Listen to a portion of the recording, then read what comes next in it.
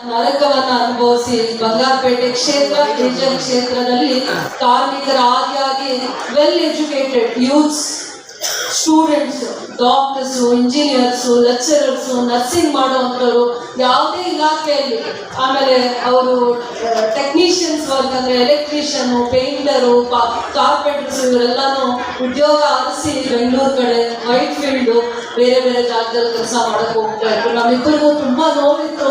ನಾವು ಈ ಭಾಗಕ್ಕೆ ಕೋಲಾರಿಂದ ಬಿಟ್ಟು ಇನ್ನೂ ಈ ಭಾಗಕ್ಕೆ ಉದ್ಯೋಗವನ್ನ ತರುವಂತ ಒಂದು ಕನಸನ್ನ ಕಾಣ್ತಾ ಇದ್ವಿ. ಆದ್ರೆ ನಮ್ಮ ಪ್ರಯತ್ನ ಸರ್ಕಾರ ಬಂದಾದ್ಮೇಲೆ ಇಂಟಿಗ್ರೇಟೆಡ್ ಟೌನ್ಶಿಪ್ ಮತ್ತೆ KDBಯ ಒಂದು ಜಾಗವನ್ನ ಕೊಟ್ಟು ಆ 1000 ಎಕರೆ ಏನು ನಾವು ಬೆಂಗಳೂರಿಂದ ವಾಪಸ್ ತಗೊಂಡಿದ್ವಿ ಆ ಜಾಗವನ್ನ ನಿಗದಿ ಮಾಡಿದಾಗ ಸ್ವಲ್ಪ ಸರ್ಕಾರದ ಮೇಲೆ ಜನಕ್ಕೆ ನಂಬಿಕೆಯನ್ನ ಬಂತು. ಕಾರ್ಯಕರ್ತರು ಅಭಿಮಾನದಿಂದ ಬಂದಿರುವಂತ ಎಲ್ಲ ಕಾರ್ಯಕರ್ತರಿಗೆ ಹೃತ್ಪೂರ್ವಕವಾಗಿರುವಂತ ಧನ್ಯವಾದಗಳನ್ನ ಹೇಳ್ತಾ ಜಾಸ್ತಿ ಸಮಯ ನಾನು ತಗೊಳ್ಳಲ್ಲ. ಹಿರಿಯರಾಗಿರುವಂತವರಿಗೆ ಮಾತಾಡ್ಲಿಕ್ಕೆ ನಾನೆಲ್ಲರೂ ಅವಕಾಶ ಮಾಡಿಕೊಡ್ಬೇಕು.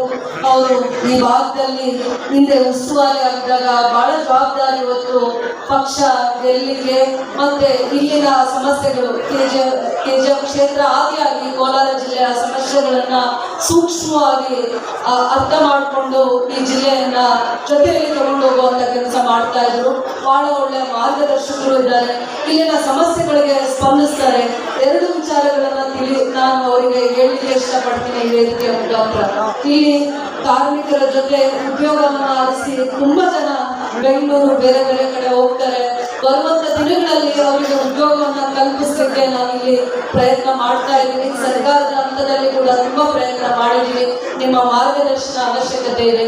ಅದಾದ್ಮೇಲೆ ಇಲ್ಲಿ ನಮಗೆ ಕೆಜಿಎಫ್ ಕ್ಷೇತ್ರದಲ್ಲಿ ಪ್ರಸನ್ನ ವೆಂಕಟರಮಣ ಸ್ವಾಮಿ ದೇವಸ್ಥಾನದಲ್ಲಿ ರಾಜಗೋಪುರವನ್ನ ಕಟ್ತಾ ಇದ್ದೀವಿ 5 ಕೋಟಿ ಅನುದಾನದಲ್ಲಿ. ಮುಖ್ಯಮಂತ್ರಿಗಳ ವಿಶೇಷ ಅನುದಾನ ಅದಕ್ಕೆ ಇಟ್ಟಿದ್ದೀವಿ 4 ಕೋಟಿಯಷ್ಟು. ಈಗ ಮತ್ತೆ ಮುಖ್ಯಮಂತ್ರಿಗಳು ಅನುದಾನ ಕೊಟ್ಟಾಗ 1 ಕೋಟಿ ಅನುದಾನವನ್ನ ಇಟ್ಟಿದ್ದೀವಿ. ಅದು ನಿಮ್ಮಿಂದ ನೆರವೇರಬೇಕಾಗಿದೆ.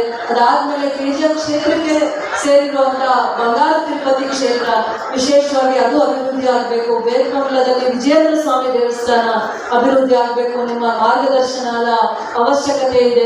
ನಾವು ರಸ್ತೆಗಳನ್ನ ಕೊಟ್ರೆ ಒಳ್ಳೆ ಇಂಡಸ್ಟ್ರೀಸ್ ಬರುತ್ತೆ, ನೀರನ್ನ ಕೊಟ್ರೆ ಒಳ್ಳೆ ಇಂಡಸ್ಟ್ರೀಸ್ ಬರುತ್ತೆ, ಒಳ್ಳೆ ಇನ್ಫ್ರಾಸ್ಟ್ರಕ್ಚರ್ನ ಕೊಟ್ರೆ ಒಳ್ಳೆ ಇಂಡಸ್ಟ್ರೀಸ್ ಬರುತ್ತೆ ಅಂತ ಒಂದು ಕನಸನ್ನ ಹೊತ್ಕೊಂಡಿದ್ದೀವಿ. ನಮ್ಮ ಸರ್ಕಾರ ಇರುವ ಹಂತದಲ್ಲಿ ಅದನ್ನ ಯಶಸ್ವಿ ಮಾಡಬೇಕು.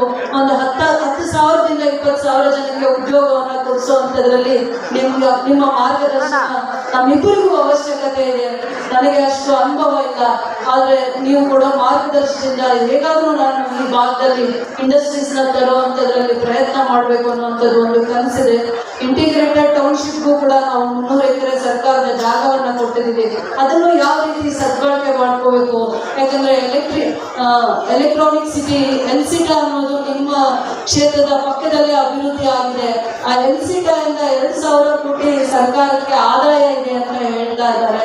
ಅದರಿಂದ ನಮಗೆ ಆ ವಿಚಾರದ ಬಗ್ಗೆ ಎಷ್ಟು ಮಾಹಿತಿ ತಿಳ್ಕೋತೀವೋ ಬರುವಂತ ದಿನಗಳಲ್ಲಿ ನಮ್ಮ ಕ್ಷೇತ್ರದಲ್ಲೂ ಕೂಡ ಇಂಟಿಗ್ರೇಟೆಡ್ ಟೌನ್ಶಿಪ್, ಇಂಡಸ್ಟ್ರಿಯಲ್ ಟೌನ್ಶಿಪ್ ನ ಅಭಿವೃದ್ಧಿ ಮಾಡಲಿಕ್ಕೆ ಪ್ರಯತ್ನ ಆಗುತ್ತೆ ಅಂತ ಹೇಳ್ತಾ ಇವತ್ತು ಈ ಕಾರ್ಯಕ್ರಮ ಅರ್ಥಪೂರ್ಣವಾಗಿರುವಂತ ಕಾರ್ಯಕ್ರಮ.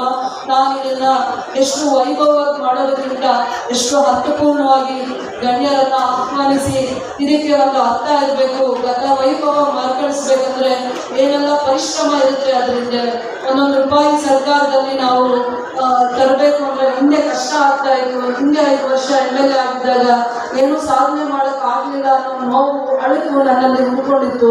ಸರ್ಕಾರ ಬಂದಾದ್ಮೇಲೆ ಹಂತವಾಗಿ ನಾವು ಆ ಪ್ರಯತ್ನದಲ್ಲಿ ಯಶಸ್ವಿ ಆಗ್ತಾ ಇದ್ದೀವಿ ಅನ್ನುವಂತ ಒಂದು ತೃಪ್ತಿ ನನಗಿದೆ ಅಂತ ಹೇಳ್ತಾ ಇವತ್ತು ಈ ವೇದಿಕೆಗೆ ನನಗೆ ಅವಕಾಶ ಮಾಡಿಕೊಟ್ಟಿರೋದಕ್ಕೆ ನಿಮ್ಮೆಲ್ಲರಿಗೂ ಕೂಡ ನಾನು ಹೃದಯಪೂರ್ವಕವಾಗಿ ಧನ್ಯವಾದಗಳನ್ನು ಹೇಳ್ತಾ ಬಂಗಾರಪೇಟೆ ನಾರಾಯಣ ಸ್ವಾಮಿ ಅಣ್ಣ ಅವರು ಕೂಡ 2 ಮಾತು ಹೇಳಬೇಕು.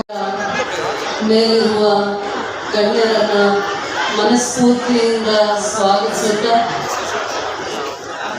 ಕೋಲಾರ ಜಿಲ್ಲೆಗೆ ಬಹಳ ವರ್ಷಗಳ ಕಾಲ ಜವಾಬ್ದಾರಿಯನ್ನು ಹೊತ್ತು ಅಜಾತ ಶತ್ರು ಎಂದು ರಾಜಕೀಯ ಅನುಭವದ ಜೊತೆಯಲ್ಲಿ ಸಮಾಜದ ಕಳಕಳಿಯಿಂದ ಸೇವೆಯನ್ನು ಮಾಡಿಕೊಂಡು ಬರ್ತಾ ಇರುವಂತಹ ನಮ್ಮೆಲ್ಲ ಶಾಸಕರಿಗೂ ಎಲ್ಲರಿಗೂ ಕೂಡ ಹಿರಿಯರಿಗೂ ಮಾರ್ಗದರ್ಶಕರಾಗಿರುವಂತ ಹಿರಿಯರು ಗೌರವಾನ್ವಿತರು ಇವತ್ತು ರಾಮಲಿಂಗಾರೆಡ್ಡಿ ಅಣ್ಣ ಅವರು ಇವತ್ತು ಈ ವೇದಿಕೆಯನ್ನ ಮತ್ತೆ ಲೋಕಾರ್ಪಣೆ ಮಾಡಲಿಕ್ಕೆ ಕೆಜಿಎಫ್ ಕ್ಷೇತ್ರ ಮತ್ತು ಬಂಗಾರಪೇಟೆ ಕ್ಷೇತ್ರಕ್ಕೆ ಎರಡೂ ಕ್ಷೇತ್ರಕ್ಕೆ ಅನುಕೂಲ ಆಗುವಂತ ERPO ಆಫೀಸ್ 5 ಕೋಟಿಯ ERPO ಆಫೀಸ್ ಲೋಕಾರ್ಪಣೆ ಮಾಡಲಿಕ್ಕೆ ಇವತ್ತು ಲೋಕಾರ್ಪಣೆ ಮಾಡಲಿಕ್ಕೆ ಈ ಕಾರ್ಯಕ್ರಮಕ್ಕೆ ಭಾಗವಹಿಸಿದ್ದಾರೆ.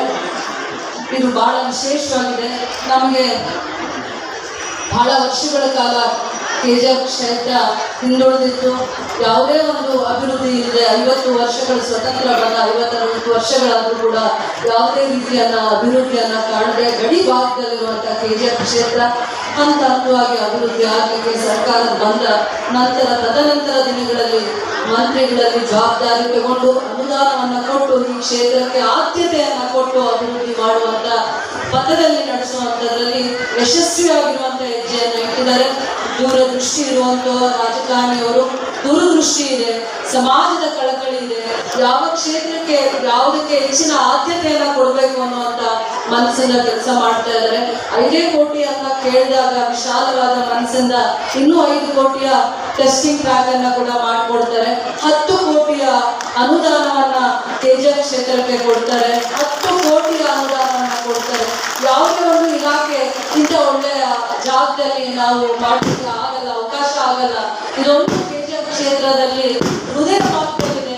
ಇಂಡಸ್ಟ್ರಿಯಲ್ ಏರಿಯಾ ಎಲ್ಲಿ ಬರುತ್ತೆ, ನಾನು ಇಂಡಸ್ಟ್ರಿಯಲ್ ಏರಿಯಾ ಬರುವಂತ ಜಾಗದಲ್ಲಿ, ಇಂಟಿಗ್ರೇಟೆಡ್ ಟೌನ್ಶಿಪ್ ಬರೋ ಜಾಗದಲ್ಲಿ ಕೆಡಿಪಿ ಜಾಗ ಅಸ್ತಿತ್ವವನ್ನು ಹೊಂದಿದೆ. ಈ ಜಾಗ 700 ಎಕರೆ ಕೆಡಿಪಿ ಅಂದ್ರೆ ಕೈಗಾರಿಕಾ ಪ್ರದೇಶ ಅಂತ ಘೋಷಣೆ ಮಾಡಿದ್ದಾರೆ ಬಜೆಟ್ ಅಲ್ಲಿ. ಮತ್ತು ಜಾಗನೂ ಕೂಡ ಸರ್ಕಾರ 25 ಕೋಟಿ ಅನುದಾನವನ್ನು ಕೊಟ್ಟಿದೆ ಕೈಗಾರಿಕಾ ಪ್ರದೇಶವನ್ನ ಮಾಡಲಿಕ್ಕೆ. ಅಂತ ಜಾಗದಲ್ಲಿ RTO ಆಫೀಸ್ 5 ಎಕರೆ ಇಷ್ಟು ವೈಭವವಾಗಿ ಮಾಡುವಂತ RTO ಆಫೀಸನ್ನ ಲೋಕಾರ್ಪಣೆ ಮಾಡಲಿಕ್ಕೆ ಬಂದಿದ್ದಾರೆ. ಅವ್ರನ್ನ ನಾನು ತುಂಬು ಹೃದಯದಿಂದ ಸ್ವಾಗತಿಸ್ತೀನಿ. ಮಾರ್ಗದರ್ಶಕರು ಹಿರಿಯರು ನನ್ನ ಮನಸ್ಫೂರ್ತಿಯಾಗಿ ವೇದಿಕೆಯಲ್ಲಿರುವ ಎಲ್ಲ ಗಣ್ಯರನ್ನು ಸ್ವಾಗತಿಸುತ್ತಾ ಹಿಂದೆ ಕ್ಷೇತ್ರದ ಅಭಿವೃದ್ಧಿಯ ಕನಸನ್ನ ಕಂಡೆ ಪ್ರಯತ್ನ ಮಾಡಿದೆ. ಬಹಳ ದಶಕಗಳ ಕನಸು ಇದು. ನನ್ನ ಕ್ಷೇತ್ರದ ಪ್ರತಿಯೊಬ್ಬರ ದಶಕಗಳ ಕನಸಾಗಿತ್ತು ಕೆಜಿಎಫ್ಗೆ ಗತ ವೈಭವವನ್ನು ಮರುಕಳಿಸಬೇಕು ಅನ್ನುವಂಥ ದೂರದೃಷ್ಟಿಯಲ್ಲಿ ಒಂದು ಅವಕಾಶ ಕ್ಷೇತ್ರದ ಜನ ನನಗೆ ಕೊಡ್ತಾರೆ. ಅದಾದ್ಮೇಲೆ ತದನಂತರ ದಿನಗಳಲ್ಲಿ ನಾನಾಗ್ಬೋದು, ಬಂಗಾರಪೇಟೆಯ ಶಾಸಕರಾಗಿರುವ ನನ್ನ ಸೋದರ ಸಮಾನರಾಗಿರುವಂಥ SN ನಾರಾಯಣಸ್ವಾಮಿ ಅಣ್ಣವರು ಕೂಡ ನನ್ನ ಜೊತೆ ಇಂಟಿಗ್ರೇಟೆಡ್ ಟೌನ್ಶಿಪ್ ಅಭಿವೃದ್ಧಿ ಹಂತವಾಗಿ ಅಭಿವೃದ್ಧಿ ಆಗಲಿಕ್ಕೆ ನಮ್ಮ ಜೊತೆ ಕೈ ಜೋಡಿಸಿ ಕೆಲಸವನ್ನ ಮಾಡ್ತಾ ಇದ್ದಾರೆ. ಅದಕ್ಕೂ ಕೂಡ ಅವರೇ ಇಲಾಖೆಯಿಂದ 20 ಕೋಟಿ ಅನುದಾನವನ್ನ ಇಂಟಿಗ್ರೇಟೆಡ್ ಟೌನ್ಶಿಪ್ ನ ಅಭಿವೃದ್ಧಿ ಮಾಡಲಿಕ್ಕೆ 20 ಕೋಟಿ ಅನುದಾನವನ್ನು ಅವರ ಇಲಾಖೆಯಿಂದ DPR ಮಾಡಿಸಿ ಬರುವಂತ ದಿನಗಳಲ್ಲಿ ಹಂತವಾಗಿ ಅಭಿವೃದ್ಧಿ ಮಾಡಲಿಕ್ಕೆ ಪ್ರಯತ್ನ ಮಾಡ್ತಾ ಇದ್ದಾರೆ.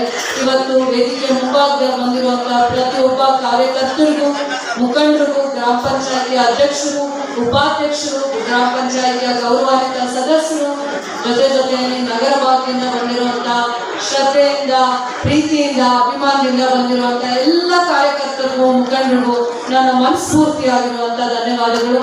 ನಗರಸಭೆ ಸದಸ್ಯರು, ನಗರಸಭೆ ಅಧ್ಯಕ್ಷರು, ನಗರಸಭೆ ಉಪಾಧ್ಯಕ್ಷರು, ಸ್ಟ್ಯಾಂಡಿಂಗ್ ಕಮಿಟಿಯ ಅಧ್ಯಕ್ಷರು ಎಲ್ಲೊಬ್ಬರು ಕಾಣೆ ಆಗಿದ್ದಾರೆ. ಖಂಡಿತ ವೇದಿಕೆಯ ಮೇಲೆ ನೀವು ಬರಬೇಕು ಅಂತ ಹೇಳ್ತಾ ಎಲ್ಲರನ್ನು ಗೌರವವಾಗಿ ನಿಮ್ಮನ್ನ ಈ ಕಾರ್ಯಕ್ರಮಕ್ಕೆ ಸ್ವಾಗತಿಸ್ತಾ, ಇವತ್ತು ವಿಶೇಷವಾಗಿರೋ ದಿನ.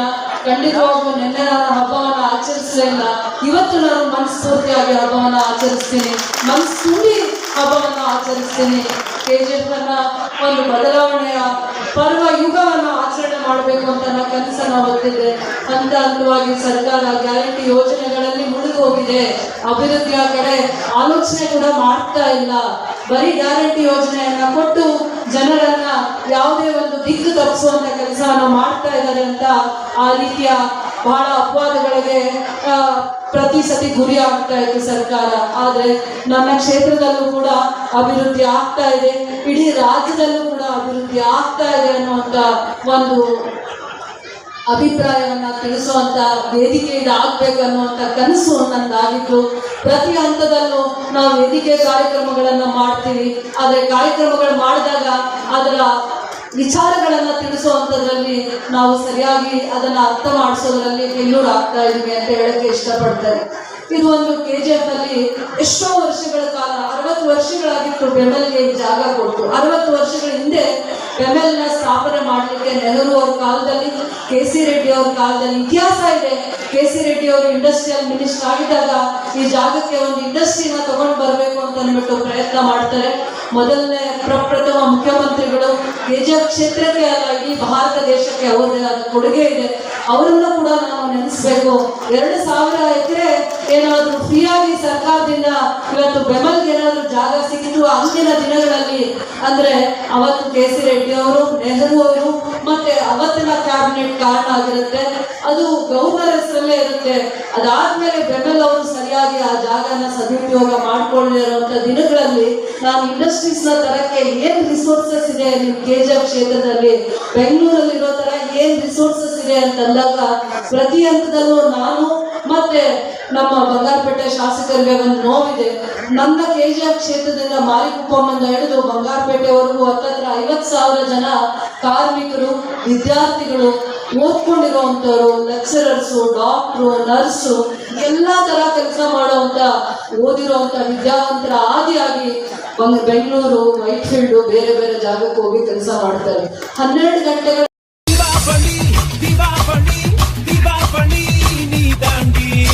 ஆரம்பிக்கலாங்களா?